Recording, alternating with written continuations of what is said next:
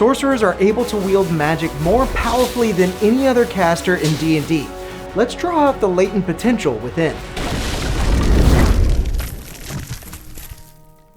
Unlike other magic users, sorcerers come uniquely gifted with the arcane potential for spell working built right into their very bones. They might have gotten their powers from their lineage, or it most often comes from exposure to an incredibly strong magical energy. Maybe you're born with it, maybe it's the blood of a fiend. While I do think that sorcerers would be better suited as a constitution caster, their charisma is what actually fuels these abilities. So you will want your highest score to be in charisma, but you may still want your constitution as a close second for some extra hit points and better concentration saving throws. A good dexterity will help with a decent armor class, nice initiative bonus, and better saving throws. Then you can place intelligence and wisdom however you'd like, and you definitely won't be using strength. Mother was from the Outer Plains, but father was freaking shredded! Aside from whatever magical and medical history you may have inherited from your parents, you'll also have free reign on your species options. Just about anything will do, but since you're going to be mostly magical, finding a species option that gives you free castings of certain spells like elves and tieflings do is going to be a lot more powerful than you may think. You'll also want to pay close attention to your background here, since this will determine what ability scores get an extra boost. The choice isn't exactly easy either. Of all the backgrounds printed in the 2024 Player's Handbook, only the Charlatan and the Hermit offer boosts to both Charisma and Constitution. These backgrounds grant the Skilled Origin feat and the Healer Origin feat respectively, and while they're not exactly bad feats, it's not really what we'd want on a sorcerer most of the time. So for this reason, it might actually be best to have a look at a background like Acolyte, which still provides you with a boost to your charisma, but also grants you the Cleric Magic Initiate feat for even more free castings with spells that you wouldn't normally get, like Guiding Bolt, Healing Word, or Cure Wounds. Having all these free spells on hand actually allows you to get around the usual rule of only casting one leveled spell per turn, so you can get some extra mileage out of your sorcerer so long as you manage to divvy things up between your actions and bonus actions appropriately. The Merchant background can also be pretty nice if you'd rather be a lucky Rizzler, and the Entertainer background can still increase your charisma while also granting you the strongest origin feat in the game. Or even better, you could just have a chat with your DM about creating a custom background for the origin feat, skills, and abilities that you'd want in the first place. Once your sorcerer knows where they come from and why that makes them so much better than everyone else, they'll get a measly d6 hit die and 6 plus their constitution modifier and starting hit points, proficiency in constitution and charisma saving throws, simple weapons, and any 2 skills out of Arcana, Deception, Insight, Intimidation, Persuasion, and Religion. Sure, this probably means you'll want to hang out in the back of the party with the wizard most of the time, but don't worry, everyone knows you're one of the cool kids. At level 1, you'll gain access to your spell casting with 4 cantrips, 2 level 1 spells, and 2 level 1 spell slots to start out.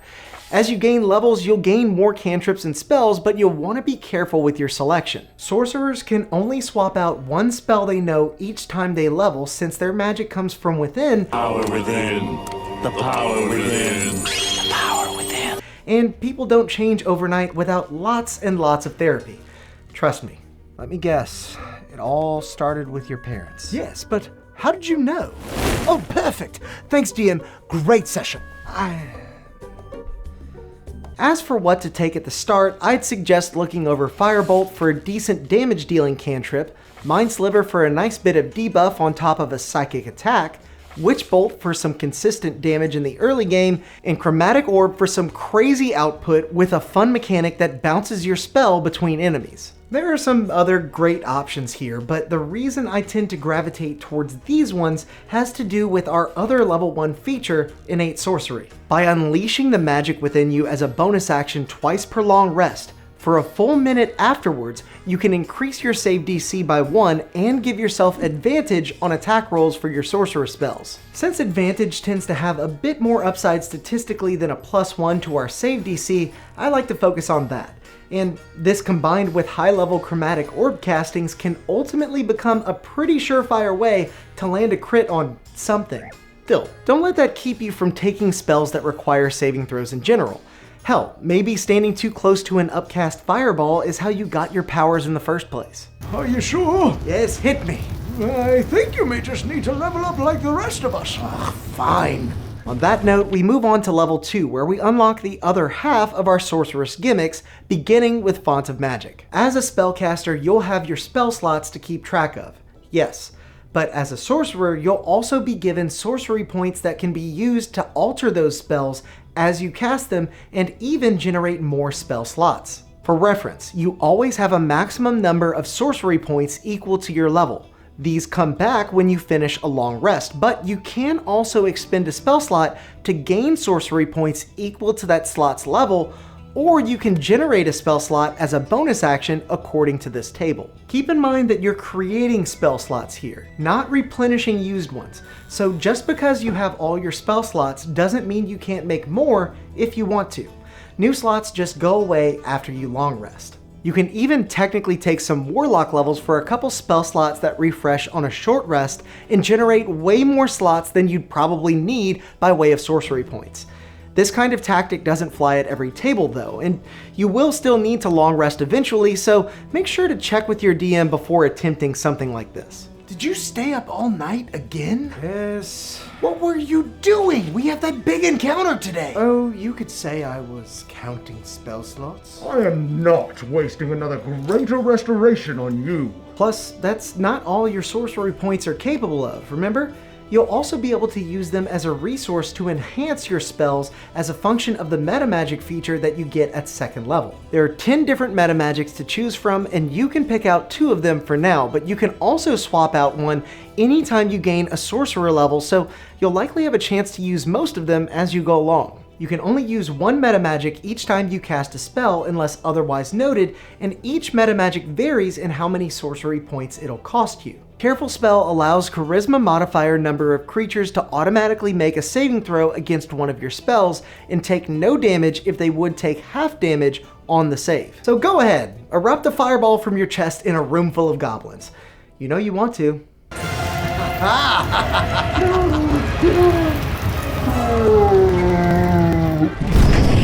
Distance Spell doubles the range of any spell that has at least 5 feet of range and gives touch spells a range of 30 feet. This can definitely come in handy for extending the range of spells, but there aren't actually that many touch spells on the sorcerer list. At least not that many that would benefit from having a 30-foot range. Empowered Spell is one of only a couple options that can be used in addition to other metamagics, and it allows you to reroll a number of damage dice from a spell equal to your charisma modifier. You'll probably want this at some point to make sure you're getting the most out of your spell slots, and it can do really fun things with spells like the Sorceress Burst cantrip and the Chromatic Orb spell that I mentioned earlier. Extended Spell doubles the duration for any spell that lasts for 1 minute or longer to a maximum of 24 hours and gives you advantage on concentration saves for that spell. Really, if you're considering this one, it's probably for the second half of this ability. Sometimes you just really need to hang on to concentration for a clutch hypnotic pattern, polymorph, or banishment that's keeping other enemies at bay. Plus, an extra minute on hypnotic pattern or banishment in particular isn't gonna hurt. Titan Spell forces one target of a spell to have disadvantage on their saving throw against it, but it does also cost 2 sorcery points instead of the usual 1. Still, in similar fashion to Extended Spell, sometimes you really need that clutch spell to land on the big bad evil guy, even if they're just gonna burn a legendary resistance in response. Quicken Spell will also cost 2 sorcery points, but it allows you to change the casting time of a spell from an action to a bonus action. Do be warned though that this bonus action cast will not allow you to cast 2 leveled spells in the same turn, so it may not be as useful as you'd hope.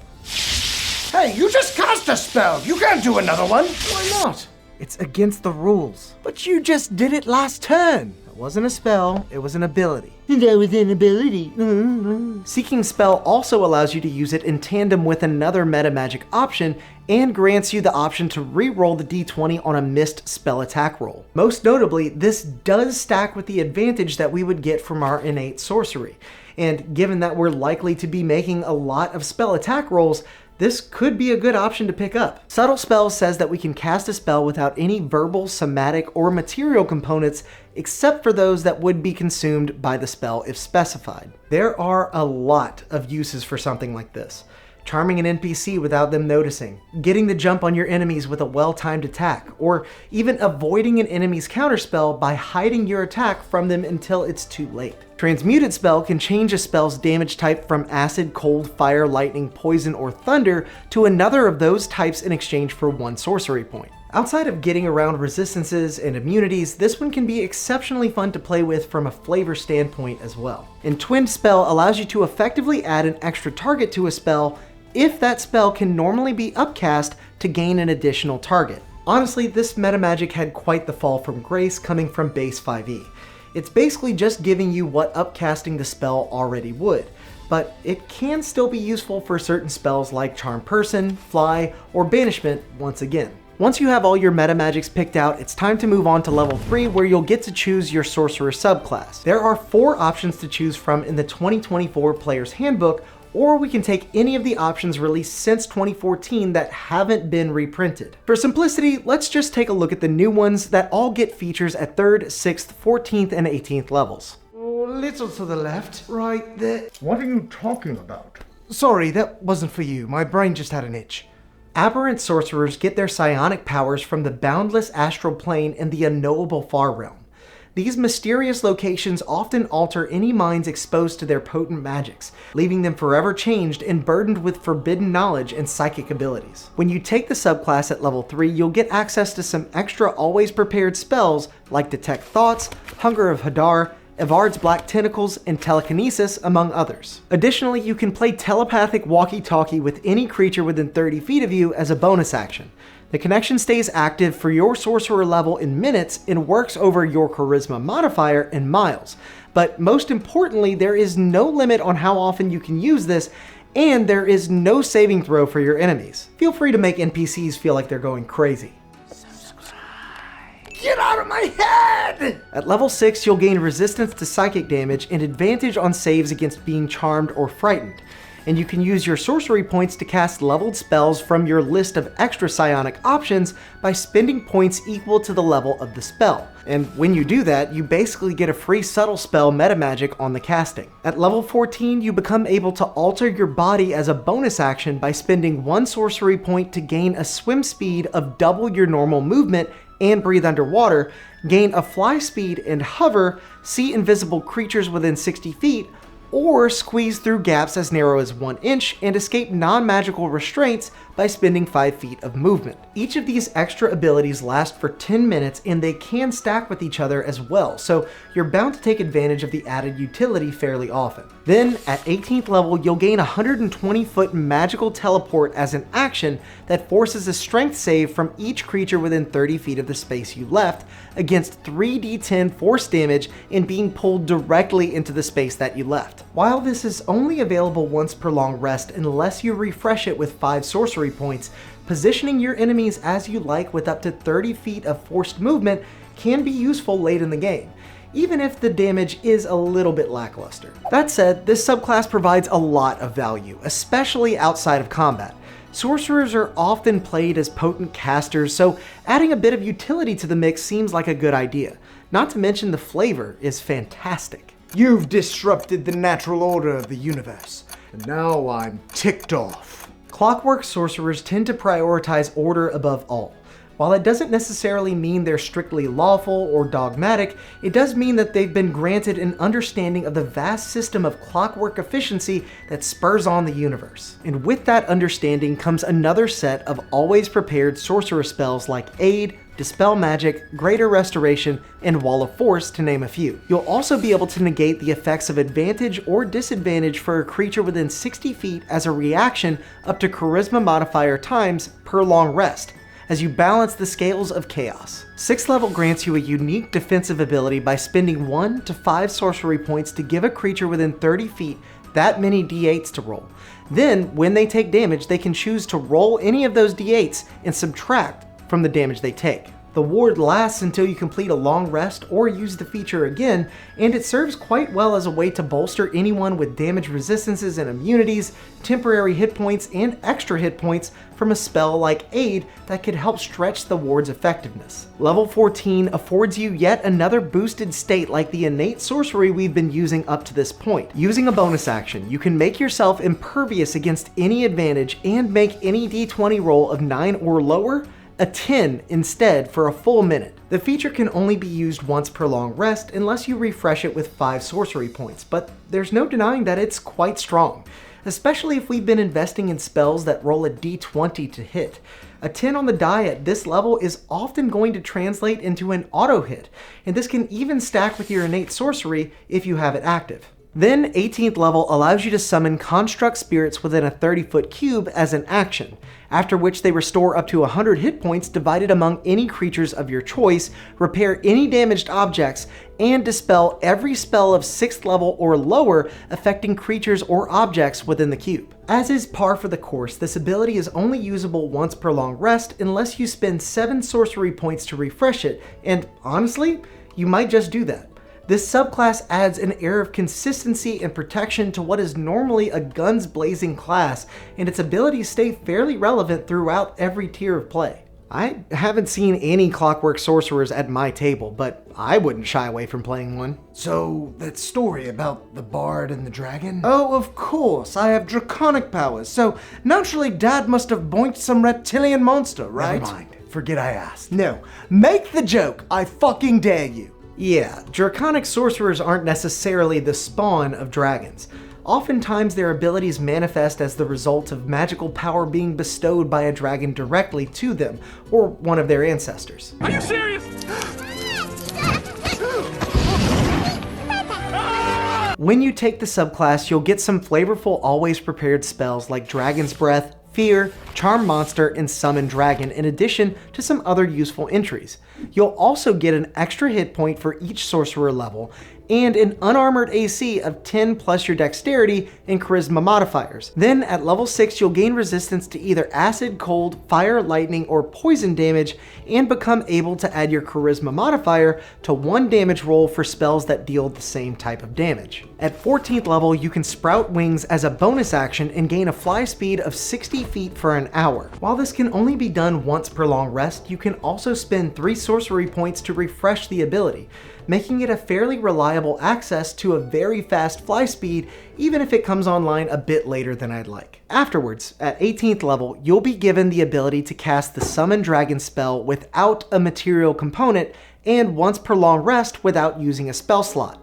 What's more, you can even modify the spell so it doesn't require concentration by reducing the spell's duration from 1 hour to 1 minute instead. The stat block of the Draconic Spirit that you summon isn't that great this late in the game, but it is going to be mostly free for you most of the time, and you do have the option to upcast it while keeping the spell concentration free. Overall, the subclass lends a lot of cool flavor and a few mechanical benefits that make it worth taking if you like it conceptually, even if it is one of the weakest subclass options from the new player's handbook. Please don't forget to water me. If you haven't guessed already, I am a huge fan of Wild Magic. It's probably the best representation of overflowing magical power infused into a being by some catastrophic event of extreme elemental power. Instead of extra spells when you take the subclass, you'll get access to the Wild Magic Surge table, a D100 list of random spontaneous occurrences. Once per turn, when you cast a sorcerer spell using a spell slot, you can roll a D20 and trigger a Wild Magic Surge if you roll a 20 on the die. Most of the results on the table are good ones, like taking an extra action on your current turn, or being automatically revived if you die in the next hour. There are even quite a few options that allow you to immediately cast another spell, even though you can't use metamagic on those results. If that sounds fun to you, then you'll really enjoy the ability to give yourself advantage on any D20 test once per long rest, because you can also refresh this ability by casting a sorcerer spell with a spell slot and automatically rolling on the Wild Magic table. Not only does this mean you'll be getting tons of random boosts pretty often, but it also means you can give yourself advantage on your D20 rolls constantly. At level 6, you can spend 1 sorcery point as a reaction to add or subtract 1d4 to any d20 test for another creature you can see, as you spread your chaos to allies and enemies alike. Level 14 allows you to hedge your bets by rolling twice on the Wild Magic Surge table and choose either result anytime you trigger a surge. And 18th level lets you choose any result you want outside of the final row immediately after casting a sorcerer spell with a spell slot. Rolls that are nested within the D100 result must still be made, so there is still a little chaos involved there, but this is extremely powerful even this late in the game. Make all your action spells into bonus actions for a minute. Teleport 60 feet for free. Give yourself and your allies the invisible condition for a minute. There is so much to like here. And really, this subclass starts off ridiculously strong too, with early access to powerful spells and effects via Wild Magic Surges and that constant advantage. Sure, it'll backfire on you sometimes, but you'll learn to enjoy those moments too. Then we'll finally move on to level 4 where you get your first feat. Here you can choose to take an ability score improvement or another feat, just as you can later at sorcerer levels 8, 12, and 16. 5th level allows you to regain sorcery points equal to half your sorcerer level rounded down whenever you short rest, which is a pretty nice way to keep your resources topped off even though you can only do this once per long rest. Level 7 grants additional uses of your innate sorcery feature in exchange for 2 sorcery points, and affords you the ability to use up to 2 metamagic options per spell while innate sorcery is active. 2 copper pieces. Okay. Speaking of sorcerer spells, let's take a break at 9th level to highlight a few more spell options as we unlock 5th level spell slots. Regardless of whatever else you pick, you will probably want to consider Misty Step for some extra maneuverability, Hypnotic Pattern for some incredibly effective crowd control, Banishment for use with the twin spell Metamagic, and Synaptic Static for a solid debuff on top of a fireball-like attack. Then at 10th level, we can pick out 2 more metamagic options. 17th level will give us another 2 metamagic options for a total of 6, and at this point you'll also be getting access to 9th level spells. So you may also want to have a look at options like Autoluke's Freezing Sphere for some cool AoE on a delay, Prismatic Spray for a flavorful and massive AoE spell, Dominate Monster for making friends, and, well, the Wish spell, because it's the Wish spell, and of course you're going to take that. At level 19, we get to select one of the extremely powerful epic boon feats instead of just a normal feat. Then, finally, at level 20, your sorcerer will become able to use 1 metamagic option on each turn for free while your innate sorcery is active. It's definitely not the worst capstone, but it's also far from the best one. However, given how strong Sorcerer is right out of the gate, and given the fact that you got access to 9th level spells by this point, it hardly matters. The fact is that Sorcerer is one of the most powerful classes in the game, and it comes prepackaged with tons of evocative and inspiring story elements as well. And if you're looking for even more ways to embody your character, make sure to check out these TTRPG themed beard products from Tabletop Beard. They aren't sponsoring this video or anything, but using code CHAOS20 for 20% off at checkout does give us a little support too. Subscribe so you don't miss out on other class guides, and until next time, go out there and make some chaos.